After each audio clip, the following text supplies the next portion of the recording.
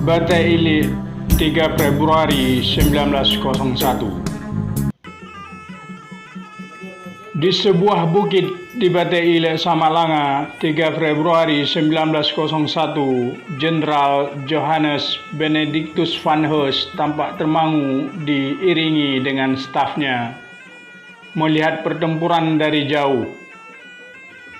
Perlawanan besar melahirkan nama-nama besar. Ada panglima perang seperti Tengku Sikditiro, Panglima Polim, Cut Nyadin, dan pujangga besar macam Tengku Sik Pantekulu. Siasat tokoh perang Aceh pun beraneka. Tengku Umar, Amirul Bahri, Panglima Laut wilayah Aceh Barat, pernah nekat menyerang kapal api Hok Kanton dan sukses mengambil alih. Dia juga berhasil memperdaya gubernur militer De Scherhoff dengan pura-pura bergabung, padahal targetnya mendapatkan uang dan senjata. Lain lagi Tengku Sikditiro.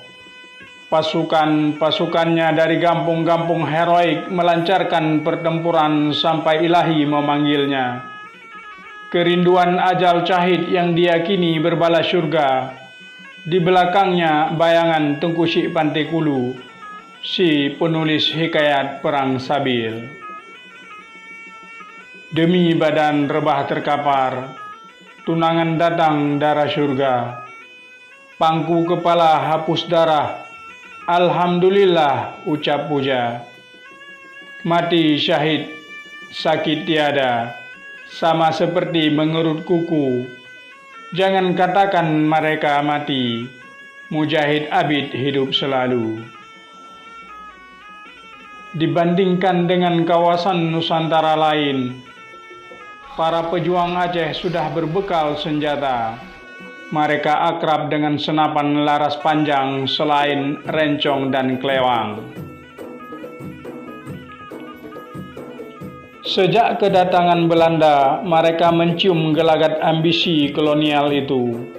Sepanjang Agustus 1872 sampai Maret 1873, Aceh memasukkan 500.000 peti mesiu dan 1.304 peti senapan dari Pulau Penang, Malaysia. Pada penyerangan itu, Belanda merebut Bate Ili dengan berhasil pada tanggal 3 Februari 1901. Serangan yang dipimpin oleh seorang letnan jenderal pangkat tertinggi di Hindia Belanda, yaitu Van Hees. Ia membawa hampir seluruh pasukan darat, laut, dan meriam dari Kutaraja. Ketika benteng itu direbut, ia tidak menemukan Sultan dan Panglima Polim.